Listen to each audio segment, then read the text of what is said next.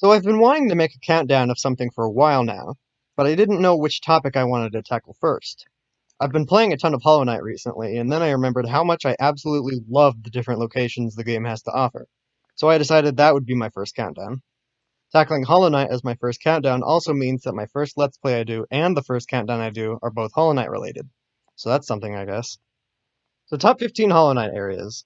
Because I know people are going to ask about areas like the Abyss, Coliseum of Fools, Godhome, and the White Palace, I'll just explain how I worked those into the ranking right here and now.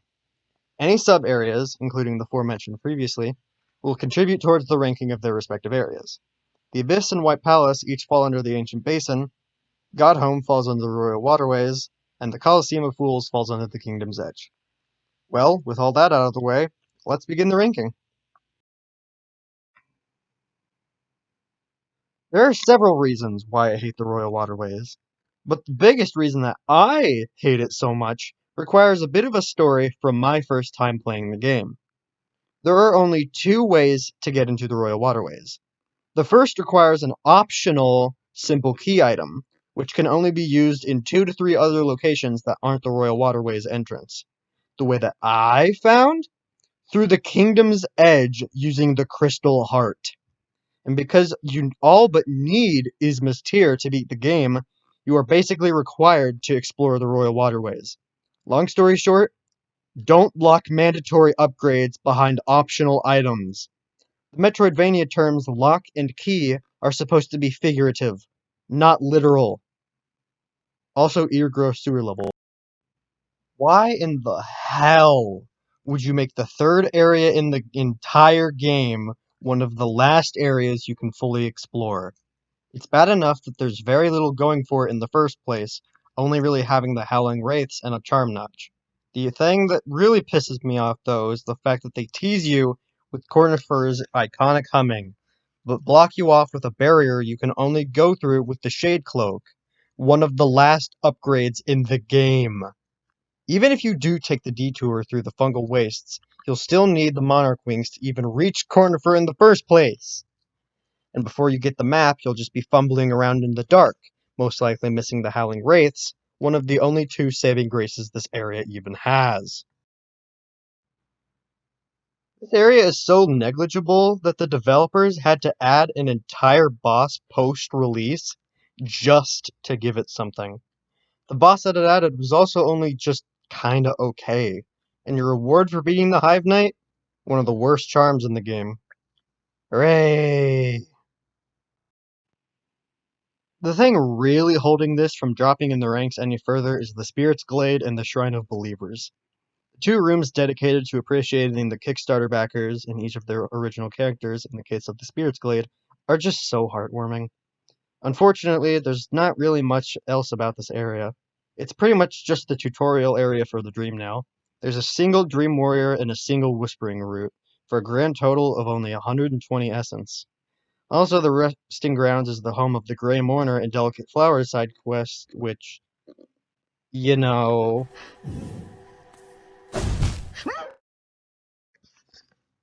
I'll admit, I like this area a lot more than most other people. When I see complaints about this area, it's mostly the same thing from everybody. There's nothing to do, it's very generic and boring, and it's very easy. It's completely devoid of content. But here's the thing, that's entirely the point of the Howling Cliffs. It's not supposed to have a booming population, because there's no way for life to sustain itself. It's the boundary between hollowness and nothingness. But just because you have a good reason to be devoid of content doesn't mean you suddenly have things to do. Plus, it's also the home of the worst charm in the entire game, so that isn't doing any favors for it. The main reason that I ranked the Forgotten Crossroads this far down is the fact that it paints a terrible picture for what the game really is. The very first major area in the game is made up of washed out blues and dull grays. The game is so much more than that. It has beautiful areas like the City of Tears, Green Path, Crystal Peak, and so many more that are filled with color. The Forgotten Crossroads makes it seem like the rest of the game will be plain and boring, and just another generic Metroidvania. Hollow Knight is so much more than just another Metroidvania, and it only gets better from the Forgotten Crossroads. I could blame this area's low placement on the primal aspids, and while yeah, they did contribute to it, the main reason is the overly vertical layout of the area. With a character so vertically challenged, making an area dedicated to verticality is a problem. It also suffers from the fact that the Colosseum of Fools is a bitch of a challenge, and it's not a fun challenge either. Once you lose, you're sent all the way back to the beginning. The two huge saving graces it has, however, are the Hornet rematch and the Quick Slash charm. Quick Slash is hella freaking good. What is there to Crystal Peak? It's certainly beautiful, that's for damn sure, but it's also really hard, and not in a good way. I could praise it for the Crystal Heart, but the Crystal Heart is also probably my least favorite of the several upgrades Hollow Knight has to offer. It's not good, but it's not bad either. It's the 8th best and the 8th worst. Similarly to Crystal Peak, Queen's Gardens doesn't really have anything going for it. If it weren't for the fact that it earns the title of most forgettable area, I would have completely forgotten it exists. After all, you can't be the least famous person in the world if that's what you're famous for. The Trader Lord fight with Cloth is pretty enjoyable, I guess, but also Cloth frickin' dies during it. There is one thing that ranks it over Crystal Peak, however. If Crystal Peak was the second most relaxing area of the game, then Queen's Gardens takes home the gold. I've literally fallen asleep to the music. The Mantis Lords. Okay, I should probably say a bit more than that. The Mantis Lords fight is really good. Alright, listen. The Fungal Wastes would have probably gotten even higher if it was just the Mantis Village. It's sadly held back by the fact that it isn't, though. When your sub-area is more interesting than you are, that's not even a problem. That's just sad.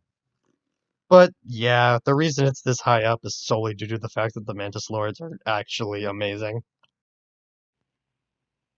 I'm gonna keep things 100% real with you. The way I ranked Dirtmouth was seriously just by closing my eyes and pointing to a random location, and number 5 just so happened to be that location. If I absolutely had to give a reason for this placing, it would probably be the Grim Troop side quest. Without the Grim Troop side quest, we wouldn't have access to the Unbreakable Charms, an 11th Charm Notch, and most importantly, Nightmare King Grim, the single best boss fight in all of Hollow Knight, and one of the best boss fights of all time. Take all this with a grain of salt, though, because my opinions are trash, and so am I. The Broken Vessel is a great fight, that's obvious enough, but the real kicker is what is unlocked after beating him. The Monarch Wings. The Monarch Wings are by far my favorite upgrade in the entire game. Being the final upgrade in the game, other than the Shade Cloak, it logically unlocks the most new areas. But that's not even mentioning the Abyss nor the White Palace. The Abyss is a disturbing place that is nothing but theory bait, and the White Palace is an amazing platforming challenge. With tons of alternate paths, there is no defined way to go through the palace. Also, completing the Path of Pain feels better than sex. Don't at me. As much as I say I hate Deep Nest, let me get things straight. I hate being in Deep Nest. I love Deep Nest as an area. I have a severe case of entomophobia, that is the fear of insects. Ironically, Hollow Knight is my all-time favorite non-Nintendo game despite this. It was only a matter of time before there was something that triggered my phobia, and good lord, did Deep Nest manage to flawlessly pull that off. Nosk alone makes me piss myself in fear, because of what he is as a character. A shape-shifting predator who plays with your heartstrings to lower your guard.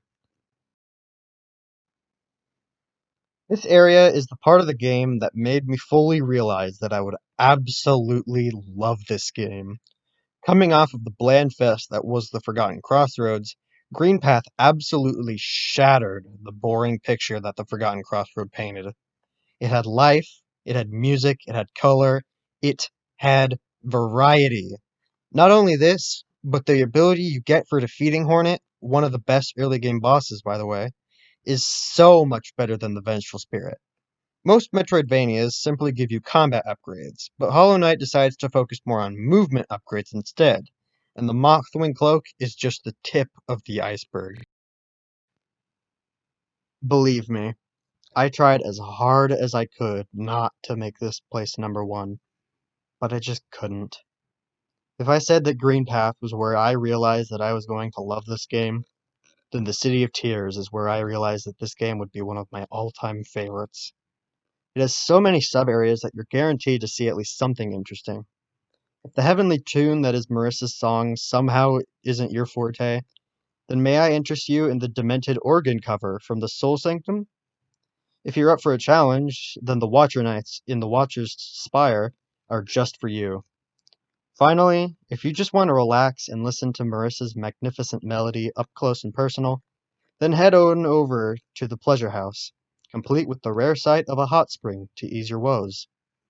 It's just all too good to not be number one.